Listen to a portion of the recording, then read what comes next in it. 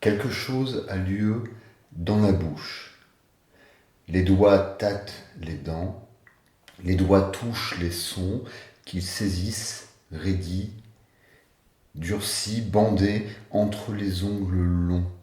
La langue qui sèche en dedans, s'épand au dehors et se dépouille en surface. La langue parle la nôtre.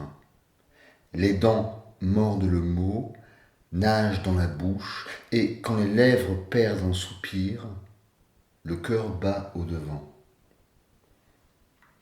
Quelque chose a lieu dans la bouche. La langue tord le mot qu'elle dénoue. La langue lève un soleil qui s'éprend de son chant.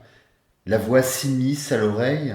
La voix s'entend à l'oreille. La voix s'étend sur la face. Débite du sens à mesure que la bouche délite le rythme. La salive passe l'éponge. La salive fermente des richesses fertiles à l'orée des gencives. La salive s'empourpre de pacotille. Quelque chose a lieu quand la bouche se métamorphose en bec ouvert et creux.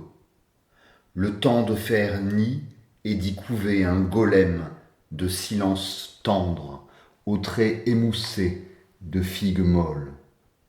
Une manière de hoquet équivoque qui, du diaphragme à la bouche, en passant par la glotte, ne dit rien que la présence effective du corps spasmodique qui dit ou qui se tait, du corps qui distribue point de suture et suspension de raison.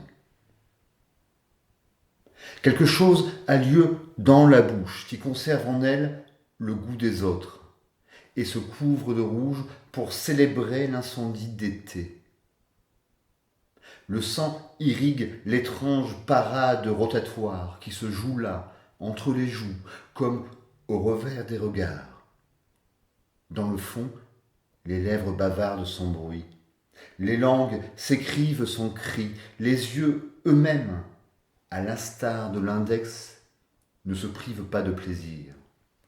Et leurs joies concentriques, aux manières de chats délectés, sont soumises aux lois de la translation, glissant sans cesse d'une langue l'autre en un geste de défiance déplacé. Quelque chose a lieu à la surface de la bouche, et ce n'est ni un baiser, ni un sourire. Peut-être une cicatrice ou un murmure, quelque chose d'infecté qui s'entr'ouvre en mou gercé pour laisser s'imposer une forêt primaire de gencives natives, pierres calcaires, racines canines, cours d'eau chargés en plomb et aboiements surgissant nombreux d'entre les arbres carriés de mousse. Quelque chose a lieu dans la bouche, et cela génère gêne, comme un aft collé à sa muqueuse, qui accable l'homme dont le nom est formulé, à l'aide d'un alphabet de signes ulcérés, s'écoulant à mesure de leur prononciation, en sorte que le patronyme énoncé est rendu au silence sitôt que proféré, et que seul demeure un M mortuaire, figé à la commissure des lèvres, enlisé dans son cocon de sécrétion, blanche comme lait caillé.